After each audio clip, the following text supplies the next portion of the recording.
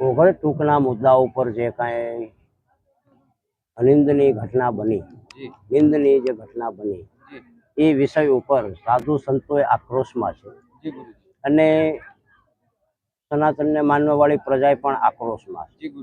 તો આ વિષય ઉપર તત્કાલી ધોરણે હું તો એવું કહેવા માંગુ છું કે એફઆઈઆર નકલ થઈ કે નથી થઈ મને ખબર નથી, ન થઈ હોય તો એફઆઈઆર થવી જોઈએ અને સુનિલ સાગર મહારાજને તત્કાલ કસ્ટડીમાં લેવા જોઈએ. નહીતર આમાંથી પછી વાતાવરણમાં પલટો આવતા વાર ન લાગે.